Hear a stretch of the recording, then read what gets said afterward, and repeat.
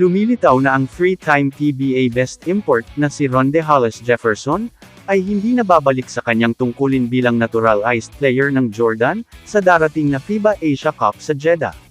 Wala nang balak maglaro si RHJ ngayong taon, sabi ni TNT Team Manager Jojo Lastimosa.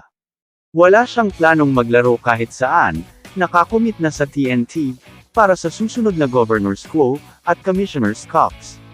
In fact, he's coming back during the Philippine Cup, to do some clinics nationwide, which is part of the deal he signed with TNT, while not playing.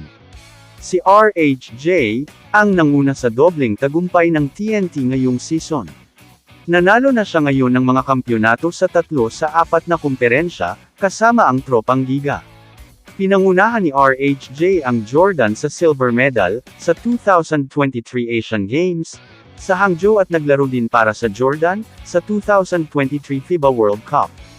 Hindi pa tiyak kung magpapatuloy siya sa paglalaro para sa Jordan. Sa isang kahangahangang resume, na kinabibilangan ng 3 PBA Championship, at 3 Best Import of the Conference Awards. Pinatibay ni RHJ ang kanyang katayuan, bilang dominanteng puwersa sa liga. Kapansin-pansin, napatunayan niya ang kanyang husay, sa pamamagitan ng pagtalo sa ilan sa mga pinakadakilang import sa LAR, sa maraming pagkakataon. Nagpasya si RHJ na magpahinga mula sa mapagkumpetensyang paglalaro, nag-option out sa FIBA tournament, at pansamantalang lumayo sa liga. Gayunpaman, makakaasa ang mga tagahanga na babalik sa aksyon si RHJ, kasama ang TNT sa susunod na season, kung saan layon niyang ipagtanggol ang kanyang mga titulo, sa Governor's Cup, at Commissioner's Cup. Ang kanyang pagbabalik, ay walang alinlangan na lubos na aasahan, habang tinitingnan niyang higit pang pagtibayin, ang kanyang legacy bilang isa sa pinakamahusay sa laro. 3 finals appearance, 3 championship, at 3 Best Import Awards.